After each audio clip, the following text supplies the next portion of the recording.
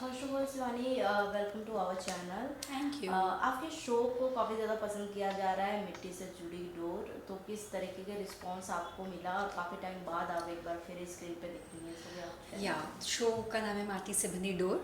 और शो जो है या मैं इसके पहले जो शो कर रही थी वो था श्रवनी शिमारू पे आ रहा था, उसके पहले निमकी मुखिया। हम्म। लेकिन इन दोनों के बाद जो एक इन दोनों के बीच में एक समय आया था कोरोना।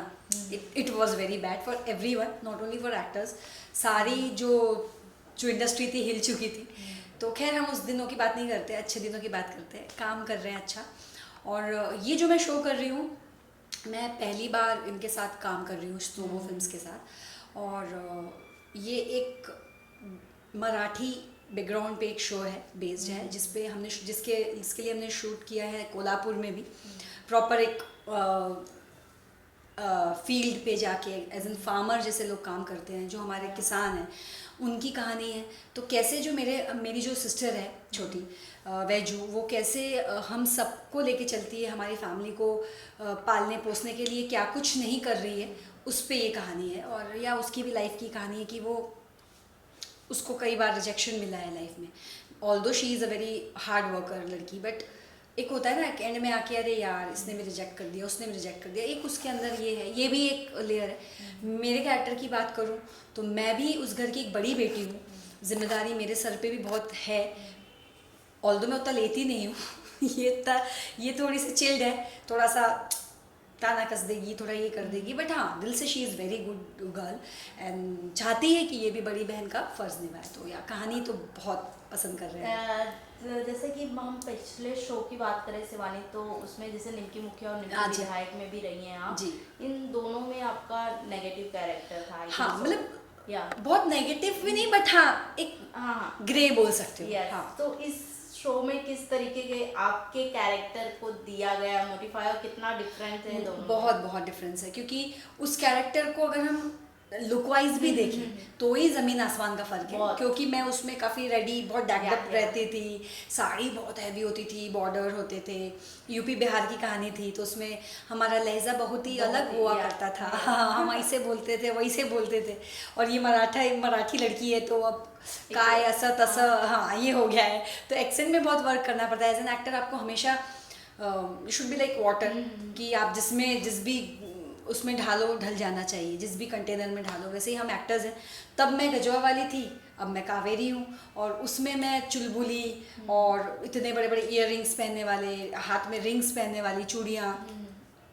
फिर आ गई कावेरी, तो बिल्कुल 360 डिग्री अपोजिट, जिसमें मैं एक सूती साड़ी पहनती हूँ और एक छोटी सी बिंदी लगाती हूँ, एक चोटी करती हूँ। तो ये जो डिफरेंस है ना, ये हमारे लिए, मतलब बेसिकली मेरे लिए ये जो डिफरेंस है, ये बहुत ज़रूरी था करना। क्योंकि क्या होता है, आप लाइफ में चैलेंज बहुत जल्दी एक्सेप्ट नहीं करते हो। और खुद की जब बात आती है ना कि नहीं यार मैं ये कैसे करूँगी, मतलब या मैं तो कभी इसके अलावा कहीं, मतलब ऐसे मेकअप के अलावा ऐसे मेकअप में कैसे दिखूंगी। यस।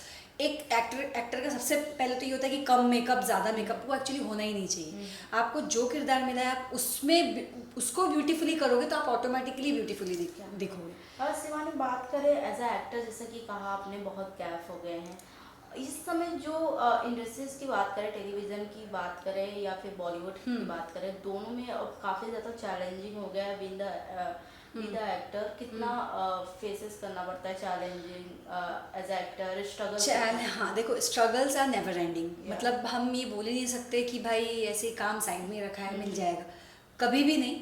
और चाहे वो बहुत अच्छा एक्टर क्यों ना हो, एक्टर अच्छा बुरा नहीं होता है, एक्टर का समय अच्छा बुरा होता है Yeah. कभी भी।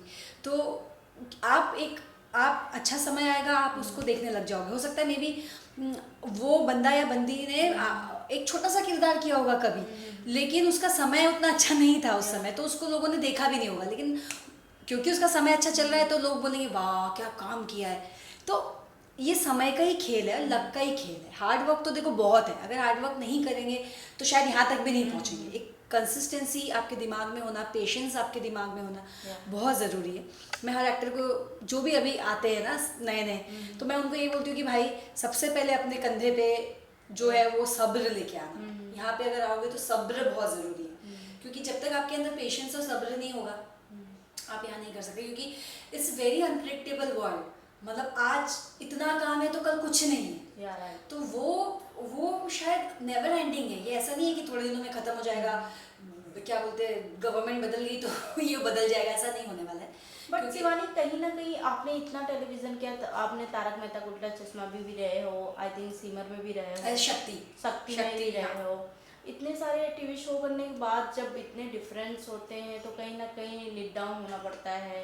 इतना काम करने के बाद अगर हम बिल्कुल, हम इतने अभी देखो जैसे ये होता है कि आप इतने सीनियर ही हो गए, तरीके से of इतना course, करके yeah. सीनियर ही हूँ मैं, Yeah, right. है ना। अभी मेरे को खुद को 15 साल होने में आ गए इंडस्ट्री में, तो बीइंग अ सीनियर जब आप देखते हो यार या क्या है, मतलब मुझे तो कहीं और होना चाहिए अभी, Right, और कुछ right. करना चाहिए। कहीं ना कहीं आपको फील, देखो सिंपल सी बात है, बुरा जरूर लगता है कि यार मैं थोड़ा पहले आ जाती, शायद और पहले ट्राई करती तो ये होता।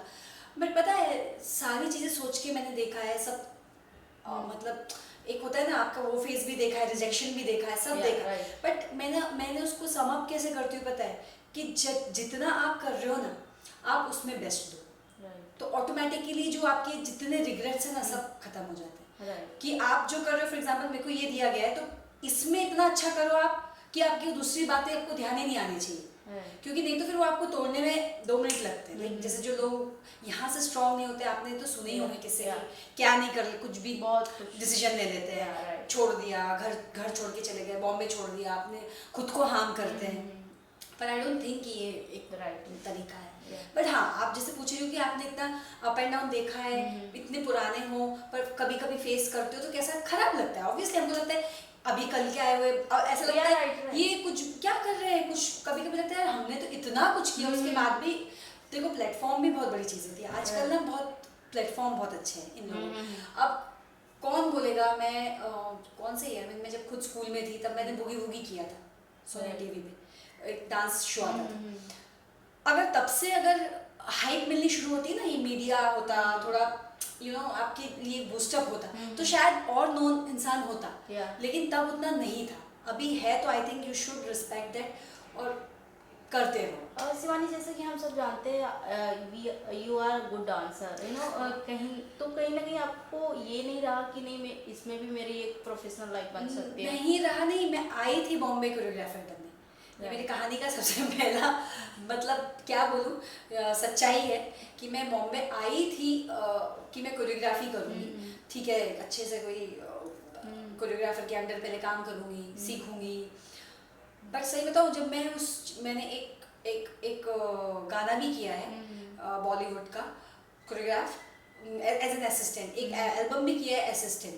बट बाद में मुझे ऐसा लगा यार ये टफ है, मतलब इतना इजी नहीं है कि आप पीछे से आप आगे आ जाओ, क्योंकि आपका जो मेन गुरु कोरियोग्राफर होता है, पहले तो उसी से आपको आगे जाना है, या उनको बहुत हेल्पफुल होना होगा आपके सर मैम को जो भी हो, कि यार नहीं मेरा ये बंदा आगे जाएगा। तो आपको या तो वो हेल्प नहीं मिली हो, या क्या पता नहीं, और मे बी डेस्टिनी कि मैं आई थी, एक एल्बम कर रही थी, तो एल्बम में मैंने दे किया, तो उसमें मुझे जिस दिन शूट हो रहा है उस दिन ही हमारे कोरियोग्राफर ने बोल दिया यार एक काम करो, तुम डांस कर लो, दो लड़कियां हैं, तुम भी कर लो। तो उसी दिन से मेरी किस्मत, मतलब मैं कैमरे के सामने आ गई थी, कैमरे के पीछे पर कैमरे के सामने आ गई। बट हाँ, लगता ज़रूर है, क्योंकि मैंने बहुत छोटे से ही डांस क्लासेस लेना शुरू कर दिए थे अपने सिटी में, तो मेरी अर्निंग, मेरी पॉकेट मनी निकलती थी उससे अच्छी खासी।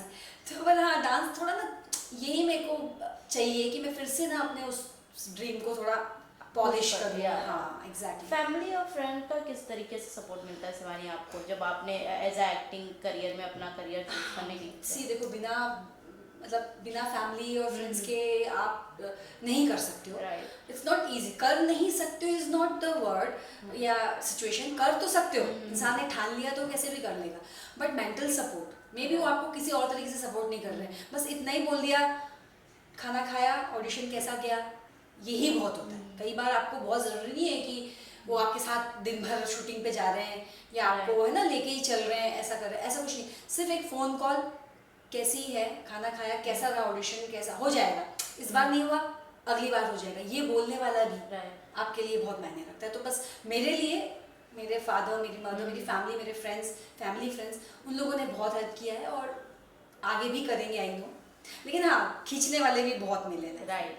मतलब अगर फैमिली आपको सपोर्ट भी कर रही है तो कई ऐसे भी लोग होते हैं जो आपको पुल बैक करेंगे। राइट। शिवानी, रियलिटी शोज भी रहते हैं, कभी आपको लगा कि नहीं यहाँ पर एक बार जाना चाहिए ताकि मेरा थोड़ा बिल्डअप हो कैरियर पे, हाँ सही बात है। मुझे, मैंने जैसे कि आपको बोला, मुझे मेरे डांस पे थोड़ा सा लाइट थ्रो करना है, लोगों को बताना है कि आई एम अ डांसर। और इतना गैप डांस में हो गया ना कि मैं अब खुद से भी पॉलिश करना जरूरी होता है। आप चाहे कितना भी कुछ भी कर रहे हो, लेकिन बोलते हैं ना, आप जब तक उसको ब्रश अप नहीं करोगे, रियाज नहीं करोगे, तब तक आप वो अच्छे से नहीं कर पाओगे। तो एज एन एक्टर क्या हो गया, मैं एक्टिंग कर करके 12-14 घंटा हम लोग एक्टिंग उसमें रहते हैं, जोन में। डांस कहीं ना पीछे रह गया। तो मैं चाहती हूँ मैं कोई डांसिंग रियलिटी शो करूँ। बिग बॉस करने का कोई प्लान नहीं है आपका? बिग बॉस को करने सी एक बहुत हाइप मिली है उसमें लोगों को, आया है। मैं अपनी आंखों से देखा है कि एकदम चेंज होते हैं। किसको पसंद नहीं है यार, किसको, झूठ नहीं बोलूंगी, करने मिलेगा तो जरूर करूंगी। बट मुझे पता नहीं पर्सनली ऐसा क्यों लगता है, बिग बॉस के लिए ना मैं उतनी, मतलब पता नहीं, घर के लोग बोलते हैं कि तू कर लेगी, बिकॉज मेरे में पेशेंस बहुत है। मैं सुन लेती हूँ, मैं समझ लेती हूँ, पर खुद को मुझे ऐसा लगता है मैं इतने, जब लड़ाई झगड़ा है हाँ, या कोई तेज चिल्लाए तो ना मैं थोड़ी, मतलब क्या बोलूँगी, स्टेप बैक हो जाती हूँ। नहीं यार, ये क्यों चिल्ला रहे हैं ऐसे, गाली गलौज क्यों कर रहे हैं, सब चुप हो जाओ। तो मुझे लगता है ऐसी लड़की वहाँ पे फिर क्या करेगी। बट हो सकता है 1 वीक 2 वीक के लिए आई विल एंजॉय, बट मुझे मेरा ऐसा डर लगता है कि पता नहीं इतनी इमोशनल लड़की वहाँ अंदर जाके क्या करेगी। तो बट मेरा साइड दिखेगा लोगों को, ऑफ कोर्स। ओटीटी का भी जमाना चल रहे हैं, तो कभी ऐसा ट्राई है कि ओटीटी पे, टेलीविजन सब ओटीटी पे भी नहीं, अगर करना का मौका मिला तो फिर टीवी पे ही करूँगी। क्या बात है। लास्टली क्या कुछ कहना चाहेंगे शिवानी अपने फैन, और क्या कुछ अपकमिंग प्रोजेक्ट हैं? फैंस को मैं यही बोलूँगी, अभी आप लोग मुझे जिस प्रोजेक्ट में देख रहे हैं उसमें काफ़ी प्यार दिया है आप लोगों ने, उसके लिए बहुत बहुत बहुत थैंक यू। और जितना भी मैंने काम किया है उसमें आप लोगों ने मुझे सराहा है, और भी सराहिए, क्योंकि काफ़ी चीज़ें पाइपलाइन में होती है। It's all about your luck. हो सकता है हम आज इस शो के बारे में बात कर रहे हैं, कल कुछ और शो के बारे में बात करेंगे। बस मैं करती रहूँ और आप लोगों से प्यार लेती रहूँ, यही काम मैं करती हूँ। Thank you so much. Thank you.